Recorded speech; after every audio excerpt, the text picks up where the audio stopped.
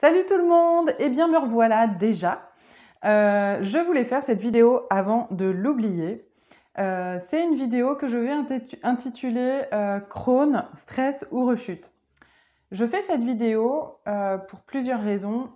La première, c'est parce que c'est un sujet dont j'ai parlé récemment au téléphone avec une personne qui a aussi la maladie de Crohn. La deuxième raison, c'est que je l'ai vécu de nouveau là au mois de septembre. Et la troisième raison, c'est que là, j'ai le temps. J'ai le temps de le faire. Donc, je pense que c'est quelque chose qu'on doit être nombreux et nombreuses à partager. C'est le fait qu'on est un peu obsédé par notre état de santé. Et on guette tous les signes qui pourraient nous donner l'impression ou nous signaler justement que quelque chose commence à ne plus aller. Après, j'imagine que ça dépend aussi comment votre maladie évolue. Est-ce que vous avez des phases de rémission ou pas? Parce que on va dire qu'on fait partie des chanceux quand on a une maladie qui se met vraiment en dormance pendant un long moment. Et du coup, c'est un peu comme la Belle au bois dormant, on attend toujours le moment où elle va se réveiller. Non, moi j'attends pas que la Belle au bois dormant se réveille en vrai, je m'en fous. Bon bref, donc c'était pour faire une métaphore qui a foiré. Donc l'idée, enfin voilà, c'est que on sait qu'on est en sursis en fait tout le temps et donc on guette un petit peu chaque symptôme qui pourrait nous donner l'information que notre maladie repart. Pour de nouvelles aventures. Et voilà, j'en parlais avec une autre malade en mode, à chaque prise de sang, on regarde la CRP forcément. Si jamais vous avez un établissement qui fait ces mesures aussi de Calpro, calprotectine, c'est ça? En tout cas, Calpro, c'est l'abréviation. Vous guettez aussi les chiffres ou l'appel si, pour vous donner les résultats. Donc voilà, on est quand même, on a une appréhension par rapport à ça. Et je sais que là, au mois de septembre, mon transit m'a bien fait flipper à un moment donné. Je me suis dit, ouah, c'est quand même un peu craignos. Et j'ai eu la prise de sang, je crois, à la fin du mois et c'était OK. Mais bon, entre-temps, ça s'était régulé. Et en fait, je sais bien que d'un point de vue complètement objectif, au mois de septembre, j'étais ultra stressée.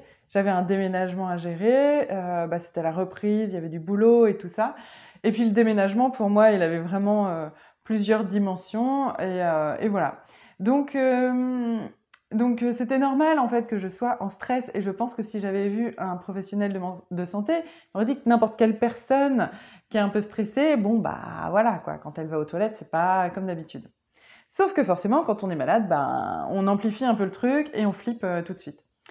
Et pourquoi je vous dis ça? C'est que c'est quelque chose dont j'avais pas, voire peu conscience avant 2010, je pense, et des brouettes, le moment où j'étais en Allemagne et où j'ai rencontré une autre gastro-entérologue, une Allemande du coup, qui m'a suivie pendant toutes les années où j'étais dans une ville en Allemagne et qui avait une approche par rapport à tous les autres gastro-entérologues que j'avais eu en France qui était différente dans le sens où elle me voyait vraiment dans ma globalité.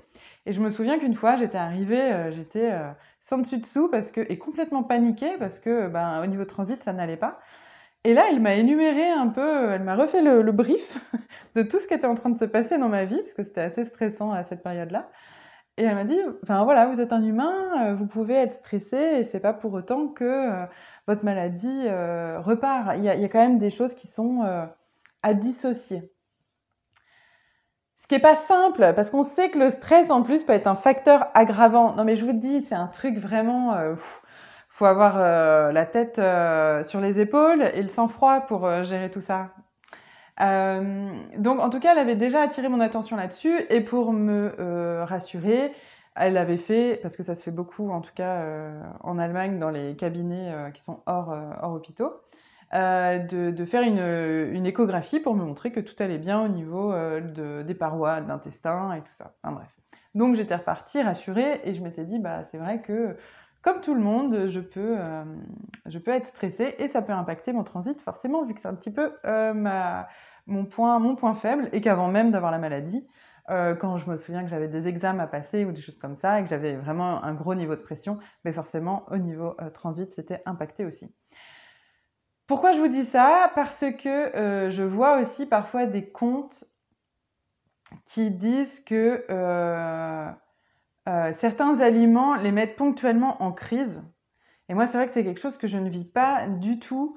Et ils parlent de crise pour un désordre intestinal. Et là-dessus, je sais pas trop. Après, chacun sait pour lui-même où il en est. Mais des fois, je me dis, c'est peut-être juste, bah voilà, en tant qu'humain et par rapport à nos fragilités, il y a des choses qui passent ou qui passent pas. Mais ça ne veut pas dire pour autant qu'on est en crise ou en rechute d'un point de vue clinique. C'est ça que je veux dire. Ça ne nous fait pas tout de suite partir dans l'inflammation, etc. On va moins bien tolérer certaines choses, on va moins bien tolérer le stress, on va moins bien tolérer certains aliments ou certains rythmes de vie, mais c'est pas pour autant que ça nous met en rechute d'un point de vue clinique. Et je dis ça parce que moi, je sais que quand je suis en rechute, ça nécessite souvent, du coup, un changement de traitement. Enfin, c'est vraiment, faut ressortir un petit peu toute la panoplie qu'on a devant nous et puis faire des choix pour savoir, voilà, c'est quoi la prochaine étape.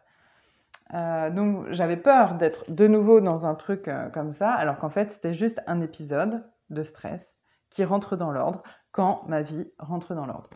Voilà, je ne vais pas faire plus long parce que je pense qu'en 6 minutes, en répétant 5 à 6 fois la même chose, vous avez compris où je voulais en venir. Je voulais vous partager ça comme un outil, aussi pour vous rassurer. D'apprendre, si jamais ça fait peu de temps que vous êtes malade, voilà, il est possible qu'il y ait des fausses alertes et qu'en fait tout va bien. Donc réjouissez-vous, vous êtes comme tout le monde. Et voilà, je vous souhaite une bonne journée, je vous dis à bientôt. Merci d'être toujours là, plus nombreux et nombreuses.